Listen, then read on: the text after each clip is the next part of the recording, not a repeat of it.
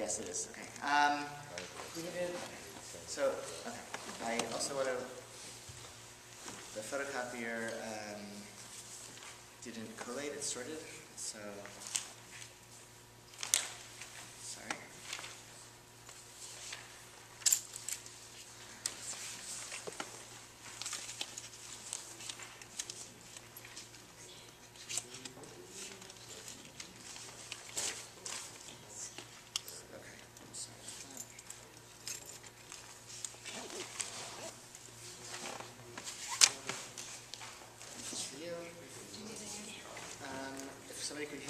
Raise your hand if you still need searches. Thank you so much.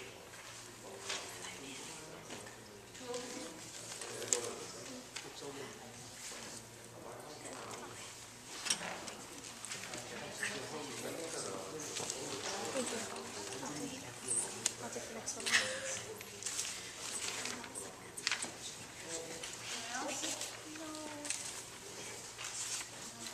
Anyone else?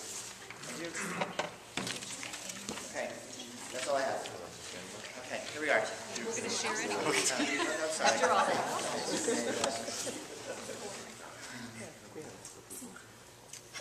that. So welcome everyone. We I guess have less time now, but we'll just I'll have to be more efficient. Just to okay, so let's how are we going to start? We were introduced last week to Rashi. Rashi is the great, the most important, influential Jewish Bible commentator of all time. And now we're sort of moving ahead historically, and we get to the Rashbam and Ibn Ezra. And each of them are following in Rashi's tradition of trying to write a commentary that's rooted in pshat, in plain sense, contextual interpretation of what the words and verses mean, but they each do so in a very different way than Rashi, in some ways in a more extreme way than Rashi. And so they're all people, Rashbam and Ibn Ezra each were very aware of Rashi, they definitely knew Rashi, and they each felt that this agenda of trying to determine and find pshat, and to write a pshat commentary, could be taken further, each in their own way. So we'll talk about Rashbam first, and then we'll speak about Ibn Ezra second. Because Rashbam is not only following Rashi's footsteps, he is one of Rashi's grandchildren. And he actually studied with Rashi. Not only did he learn Rashi, he learned with Rashi. He studied Torah with his grandfather. And we'll see what he has to say about that experience. So Rashbam is also from that French medieval Jewish context. In addition to being a Torah commentator, he was also a great Talmudic scholar. He's one of the Tosafot, one of that school of the generation of Rashi's grandchildren who took Talmudic scholarship also to that next level, building on Rashi's own scholarship. So since Rashbam is sort of known for and was famous for his devotion to this agenda of determining pshat, we're going to sort of just review and try to just remind ourselves what we said was Rashi's sense of pshat. So source 1 and source 2, these are Rashi's that we saw last week. Anybody want to, either from last week or from what you looked at this evening, want to sort of, in your own words, what does pshat mean for Rashi? When he says he's trying to, that's his agenda, right? I've come for no other purpose than to give the plain sense meaning. What does that mean?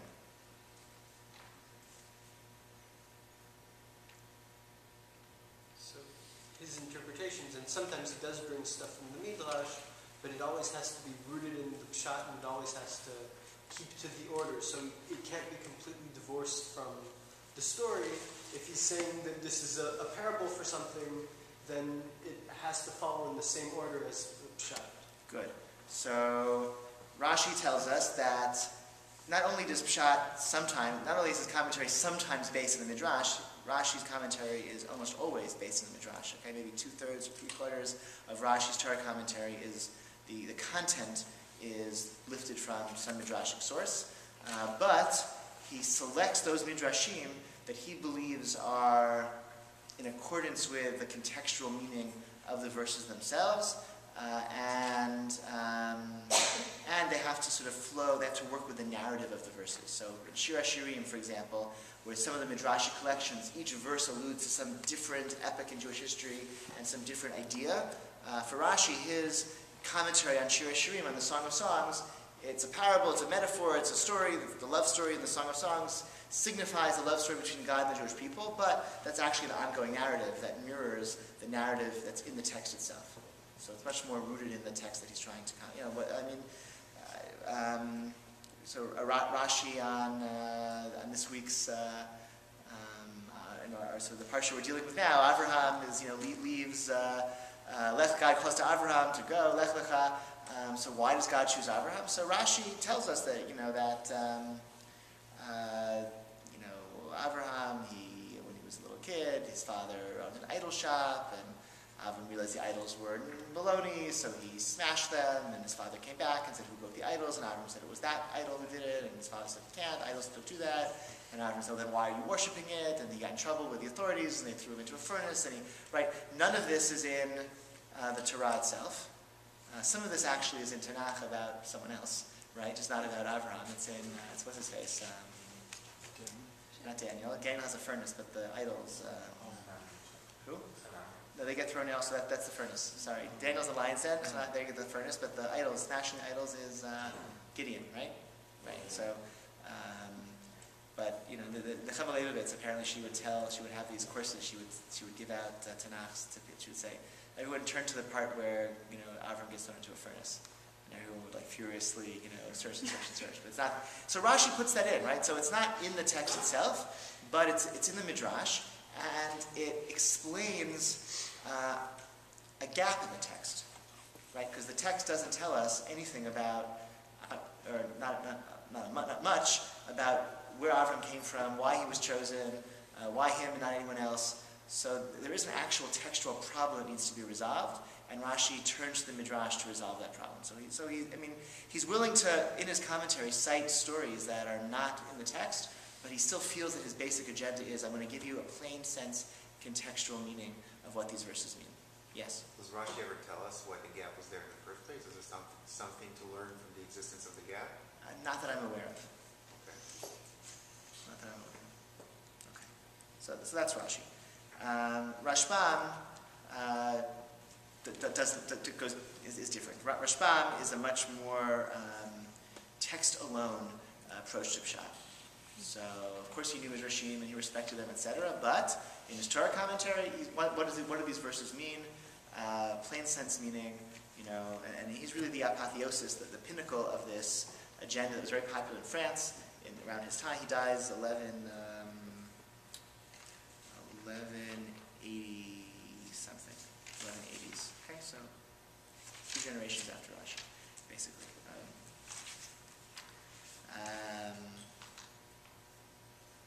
No, he dies 1150, right? 1150 something. Sorry, Ibn Ezra dies 1180 something. Rashbam dies 1150s, which makes okay. So. So part 2, this is called the polemical context of Rashbam's commentary. Scholars have tried to analyze why is it that in France in the 12th century there's this school of Pshat develops, and is there a polemical context? So the first 2 examples, I think it's sort of clear. Is there a polemical context as source 3? What's source 3? What are we talking about? What's the context? Polemical. Polemics are sort of debates, right? So in this context, we're talking about Jewish-Christian medieval debates. So that was happening in this time, and is that a context to understand what does that context enlighten us about, right? So what's source 3? He sold his birthright. So what's the case? Who sold his birthright? Kenyan? Esav sold his birthright to what for? For some stew from red lentils. For some red stuff, right? Give me some of that red stuff. So what does the Rashbam say? Sold it for money. He said that the stew was just the wrapping on the, to seal the agreement. He sold his birthright with money. And then Yaakov gave to Esav the stew as is the practice of people to settle agreements. Okay? He sold his birthright for money. And then once we have this deal, let's have lunch. And then he gave them the stew. So, why does he say that? Why does he say that? So we said, look, it makes more sense, right? You could say is it the plain sense meaning? It might be. Why would Esav sell something valuable for stew? So it makes more sense that they negotiate a price, and and the stew came later. Or maybe Yaakov, as this Jewish character who tricks his brother and sort of swindles him financially, is actually a trope in medieval anti-Semitic literature. And Rashbam is, in a very subtle way, is sort of responding to this anti-Jewish claim, saying that, no, Yaakov actually, he bought that birthright fair and square, and the stew was just to settle the deal. So Esav was starving, and so he took advantage of his starvation. Yeah, because the story is kind of Esav, Yaakov doesn't come off so well, right? Esav is starving, he's at death's door, he's desperate for food, and Yaakov takes advantage of him to get this birthright, which is valuable. So Rashbam rejects that, and people have understood this comment to be, in light of this anti-Jewish kind of claim that Yaakov is this archetype of the Jewish trickster, who is always willing to act dishonestly for financial gain. And source 4, each woman shall borrow from her neighbor. Who borrows from her neighbor? What's the context? Exodus chapter 3, verse 22. They're preparing to leave Egypt. They're preparing to leave Egypt. And, right, so what's the command given is that? Okay, everyone should borrow what? Borrow valuable things from your neighbors. We're leaving Egypt. So what's the obvious question? Borrowing means you plan to return. Borrowing usually means you're going to give it back. But do the Jews ever give back all the stuff we took from Egypt? No. So it seems like... what? Give back the Sinai desert. Give back the Sinai. That's true. That was the first time. So, again, you have this example, it seems here, that the Jews are not acting in a very honest way. Right, they're sort of told, because they tell Pharaoh and they tell the Egyptians, we're only going for 3 days, can we borrow some stuff for this trip? And then they don't go back. Okay? So that seems not so honest. So what does the Rashbam say? Each woman shall borrow from her neighbor as a full and outright gift. As it's written, for I shall place the grace of the people upon you, and this is just as take sha'al from me, right? And I will give your inheritance to the nations, and this is the essential pshat, as well as a response to the heretics. So here, the Rashbam is explicit. He's like, the lady doth protest as much. He's saying, no, this is actually the pshat. This is actually what this means, and it also is a refutation of those who claim that our ancestors acted in a dishonest way. So he gives a proof text. He gives another example of the word sha'al, which usually means borrow, but he's proving to us, is arguing that it can also mean take as an actual permanent transfer of possession. So he sort of demonstrated why the pshat, why the plain sense meaning could mean as he said. It also happens to help us in our arguments against, again, the Christians who are saying that we're dishonest and we stole from the Egyptians by saying we're only going to go for 3 days and borrowing all sorts of things. So that these two examples, I think it's explicit. I think it's obvious that he is responding to classic medieval anti-Semitic claims that Jacob was dishonest and that Jews were dishonest when they left Egypt, and the Rashbam is aware of that. He's like part of that context, and he's responding to it here in his commentary. Yeah. This would sort of be an odd forum for him to be responding to anti-Semitic. Because the Christians aren't reading his Midrash on Chumash, is that, or?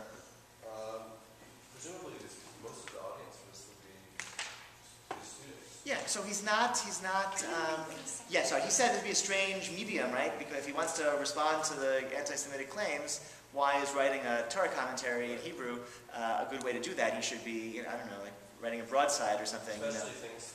Yeah. So I think the answer would be it's not necessarily that he is intending this to be read by the Christians, but if you live in an environment where everyone knows that the claim of the dominant culture, right, everyone is, that is the cultural milieu, everyone is saying these things about Jews, this is how our neighbors read the Bible, and so when he's writing a Torah, so all the Jews are aware of this as well, so he's going to respond to that claim in his own commentary. and he'll leave it for someone else to say it to the, to the Christians in some debate or conversation. To the root Yeah. for borrow really means borrow back, because the Egyptians had the Israelis as slaves for 400 years. So someone, I forget where that, there is, I forget who says this, but somebody makes this point that if the Egyptians are going, the Egyptians are going to come and say we want all our things back, we're going to say we want all of our back wages, for hundreds of years of, Wasn't that a case that was taken to Alexander that they made? That's the story. That's the story. Yeah. Right. Yeah. That's the Talmud. I think that's what I was This thinking. is also the request that Pharaoh sent him. This is the request that Pharaoh says no. This is the request. But he eventually says yes, and they. Yeah. The premise is that they'll come back, and the premise isn't that they're coming back. But, That's interesting. That's an open. With what if Pharaoh had said yes, would they have come back? I don't. That's a separate share. That's a yeah. I think also that because he is speaking to the Jewish community about such a very painful source of their life, that he's also giving not really knowledge but solace, comfort to them, and that source of comfort is extremely attractive. Good. And he can attract many more followers to read not merely the text, but something that allows us to live in this non-Jewish world. Good, right. So we have to, right, if the people are saying these terrible things that harm our self-image of ourselves and our self-esteem, and etc., so to be able to provide a reading of Chumash that affirms our pride and makes us feel good about being Jewish, and absolutely, it's very valuable. There's another argument that's been made, that it's not just, these are two examples where, again, I think it's explicit that he's responding to anti-Semitic, claims with the polemical context of medieval France. There are those who claim, and I think it's very plausible, that the entire agenda to write a pshat-based commentary on the Torah, where what do the words mean? I'm going to put aside for now rabbinic and midrashic interpretation, but what plain sense, what do these Hebrew words mean? That entire agenda was driven by Jewish-Christian debates and polemic in the Middle Ages. Because in the Middle Ages, what was happening? Jews and Christians were having debates, and they were having also conversations, as neighbors were having friendly conversations as well. But they were having conversations and debates about what does the Torah mean, right?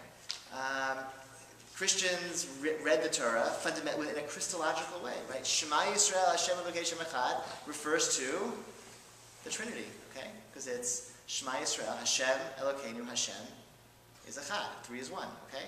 So, and Jews obviously read that verse very, very differently. So this is what we were having conversations about. This is what people were talking about. We were having conversations. What did these words mean? Is the virgin birth in Isaiah, is that Jesus or not? Who is the suffering servant of Isaiah 50, whatever? Okay. The scepter shall not pass from Judah until Shiloh. Right? What does that mean? This is what everyone was talking about. And for someone to show up to a conversation like that with Rashi, that wouldn't have been effective. So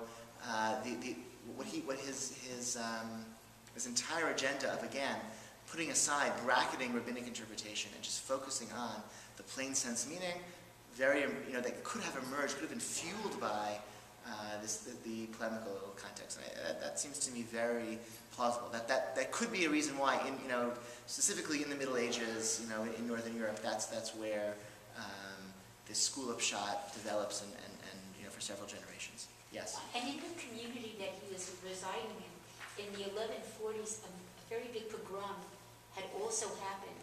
So it wasn't only a theological debate, it was a physical manifestation of great horror. Yes, no, it was a very challenging time to be Jewish, for sure. Yes? What language was used for these conversations? French, I assume. I imagine they would have these conversations in French, although some of the scholarly among the church people, knew Hebrew, that's for sure. So they could then read the commentary? They could read his comment. We have some,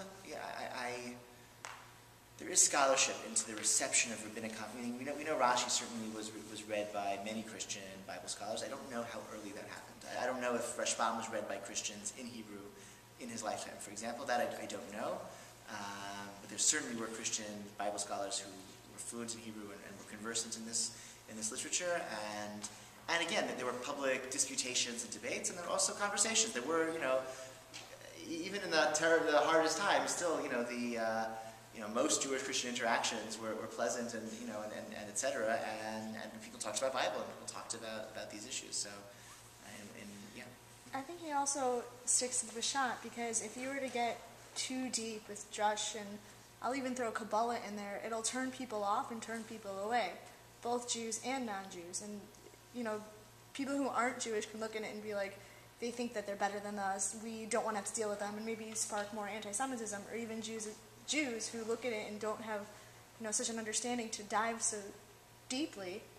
This allows people to... I think that's it seems to be very, very subjective. You're saying, Pshat is more appealing to the masses, whereas a Midrash-based interpretation is more esoteric. You have to, so I don't know, I think...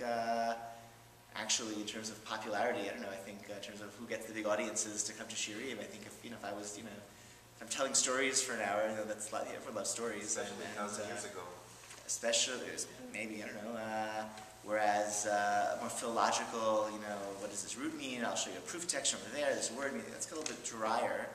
So I'm not entirely, I think I'm not so sure that it's obvious that this is more appealing, but it's certainly more appealing to people who don't buy into the rabbinic, project, and who haven't, don't have a priori allegiance to rabbinic Judaism. Somebody who buys into the system, so okay, the rabbis and the Talmud tell us that Abraham was thrown into a furnace, so I'll take that seriously. Whereas a Christian or a Jew who hasn't bought into that rabbinic project is maybe going to be more skeptical. So let's see a few more examples. So we'll see, okay. Source 5. These are the generations of Yaakov. So here he gives a little bit of an introduction to his method. Understand and comprehend, lovers of reason, what our rabbis taught us, that there is no verse in Scripture whose interpretation may deviate completely from its plain sense meaning. Right? This is in the Talmud, but he embraces this Talmudic statement.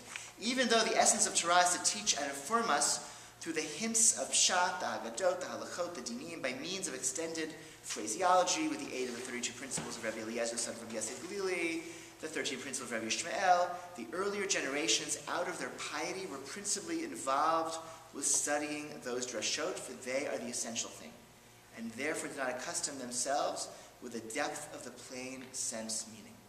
So what does he say? What's more important? Midrash. Because the Midrashim tell us what to do. Torah fundamentally is about what should I do. And if you want to know what to do, the Midrashim tell us what to do. Certainly Midrash Halacha, right? The Torah says, Lo tzivashel gedi b'chelev imo. Don't boil a kid in its mother's milk. What on earth does that mean? So if you want to know what that means, you want to know how to live your life, how to keep a kosher kitchen, the Midrash comes and tells us that means you can't cook, eat, or derive benefit from any dairy or meat product that's been cooked together. That's what, okay? That's Lo tzivashel gedi b'chelev imo. Don't boil a kid in its mother's milk. That's Midrash. So Midrash is more important. It tells you what to do, how to live your life. And that's what the earlier generations that had great piety, that's what they did. Because that's appropriate. However, he's trying something new. And our Rabbi Shlomo, the father of my mother, light of the exile, who's that? Rabbi Shlomo, the father of my mother? Rashi. That's Rashi, okay. Who explained the entire Torah, prophets, and writings, set his heart to explain according to Pshat. That's what Rashi tried to do. And so too I, Shmuel Bar Meir, his son-in-law Zatzal, have intended to do the same as he, and did so with him. Meaning, I learned Rashi with Rashi. And he admitted to me that if he had the opportunity, he would have had to write new explanations in accordance with the insights into the plain sense meaning of Scripture that are newly thought of day by day. Sarich la'asot perushim acherim l'fi ha'pshatot ha'mitchadshim b'chol yom. This is a very famous, this is like the most famous line of the Rashbam.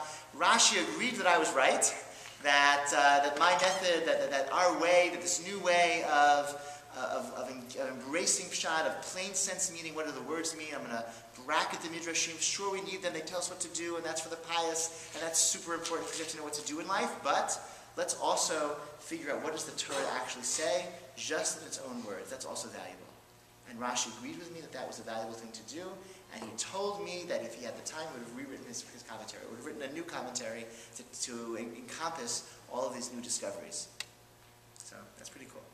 Is it these discoveries or changes in life, like that the meaning is the meaning static, or is the meaning transformed by time? I think it's new insights into the meaning. That's the way I understand. But the excitement is we discovered this new way to read the Torah. Okay, and that's really exciting. And now that we're doing it now, for the first time, we're reading the Torah not through the lens of the rabbis tell us what these words mean, but let's just let's open the book and see what the words mean, and then figure out what it means. So that's new and that's exciting. But it's also destabilizing, a little bit dangerous, and we have to sort of question, well, why is it? Tell me again, why is it actually a meaningful way to study the Torah? Look at source 6. It was it was evening, it was morning. Okay, the Torah says this, 7 times, right, or 6 times. In the beginning of Genesis chapter 1, it was evening, it was morning, day 1. Evening was morning, day 2. So what do the rabbis tell us this means? Why does it say evening and then morning? Usually morning comes before evening. Nicole? Because in a Jewish day, it's evening. Good. In Jewish day, evening comes first, right? When do the Jewish days begin? At night. And how do we know that? Vayi-erev, vayi-boker, yom echad. It was evening and then morning, day 1. The day begins at night. So Rashbam says, no. It was evening, it was morning. It was not written here, and it was night and it was day. Rather, it was evening. That is, that the first day ended and the sun set. And it was morning. That is the end of the night when the sun rose. And so the first of the 6 days was complete, as the Holy One said in the 10 Commandments. And afterwards, the second day began, as it says, and God said, let the firmament. And the verse does not come to say that the evening and the morning are the same day, for is it necessary to say, other than that, there were 6 days, and when morning comes, the preceding night is over, and when one day ends, the second day begins. Get it? It was evening of the first day. It was morning of the next day, the second day. That's pshat. Yes? I just have a small comment. Okay. Translation, because I don't see that Rashbam in Hebrew uses the word sun, which makes sense because it was only created in the 4th day. The sun did not exist until the 4th day. So, Rashbam is actually very careful not to mention the sun. Oh, he's about Vishika, or the light. You're right. Fine. Okay, thank you. So that was my translation, and I apologize for being imprecise. Okay, good. Okay. Thank you. Anyway, so this is kind of, it's exciting. It's a little bit radical, right? He's willing to say, and something so fundamental to Jewish law and to Jewish life, days begin at night, right? But that's not what the pshat means. That's true halakha. Of course, the Rashbam made Kiddush at night, and of course he dafim, all of the halakhic rituals he observed, 110%. He accepted the authority of the rabbis to determine the legal meaning of psukim. He was no way antinomian, but he felt it was possible, independent of this legal tradition, their entire rabbinic endeavor, to delve into what these words mean on their own right, the plain sense meaning of the verses. Okay, even something again fundamental. Here's another example.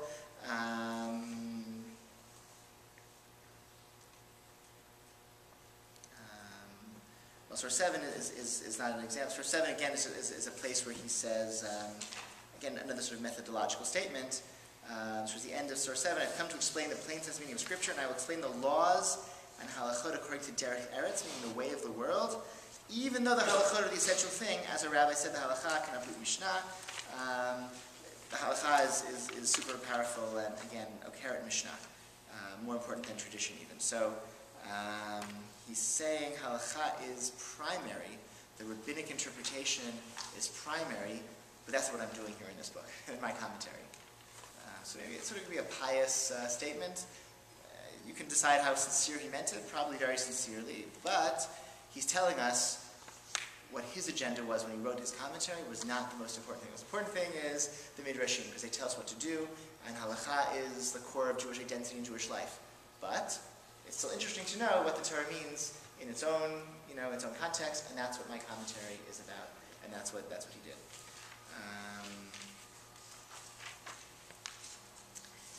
He was, some other examples that I don't have on the, I will sort of skip source 8 just in the interest of time, but another sort of example that, again, shows how far he's willing to go. The psukim that talk about tefillin, right? The words shall be, between your eyes, you shall bind them on your arm, which we understand to be the source for the mitzvah to wear tefillin.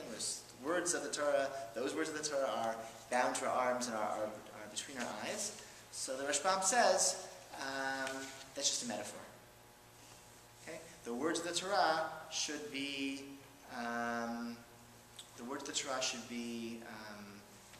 like before you, in front of you, etc. That's a metaphor for that's really important. Should be core to your life and to your existence, not literally. So of course he wore tefillin. Rashbam wore tefillin, of course. But when he's coming to explain what does this book mean in its own right, he was willing, let's leave that aside. And when the Torah says these words shall be before your eyes, that's a metaphor for really important core to your life, something really that you never forget. Okay. Any questions or comments about Rashi? Yes. So why is that an easier interpretation to make? That between your eyes seems quite literal, halachically, especially when you know that you're supposed to put it between your eyes. It seems to me more far-fetched to say that it's metaphorical. So that's, you could argue. Maybe you don't. I don't know. I think what think of the you shall love you have to share the right. You shall love with all your life, with all your might, with all your being, right? But you these words shall be right. The context is religious encouragement and love God and embrace the Torah, and these words that I command you should always be on your lips and your mouth. Don't forget them, on your heart, bind them to your. So it's a metaphor for really for a religious devotion you should cultivate, not take the words and put them on. Okay.